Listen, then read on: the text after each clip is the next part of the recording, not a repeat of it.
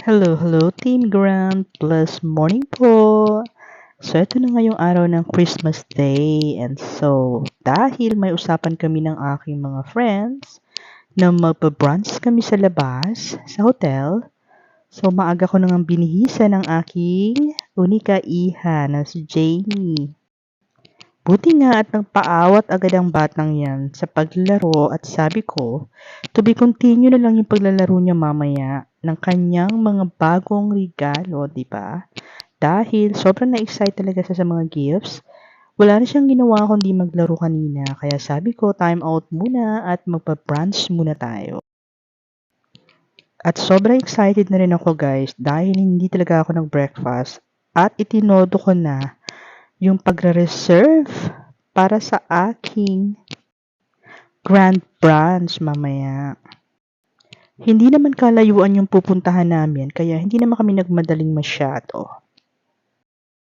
Siguro mga will take like 20 or less than 20 minutes nandun na kami. Kaya no rush talaga and chill lang. At hindi nga nagtagal ay andito na kami sa aming hotel na pagkakainan ng brunch. Kaya naman, ipinark na muna namin ang aming car sa baba, sa basement, and then nag-chat na rin ako sa aking friend na nandito na kami at ito ang daddy excited sa view kaya umakyat muna kami ng picture pa muna. Habang yung aming friends ay nasa lobby na daw kaya inaya ko na nga ang Daddy Jimmy na pumunta na kami at talagang gutom na rin ako guys. Pero hindi talaga nagpaawat, nag-post pa talaga ang magdad.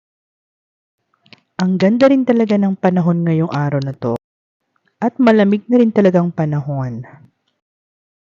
So eto na nga guys, nakita-kita na kami ng aking mga aming friends, family friends pala. So, ayan, nag-aantay lang kami ng konting oras. And then, let's go! Merry Christmas everyone! Samahan niyo po kami mag-celebrate. Thanks for watching po. God bless you all.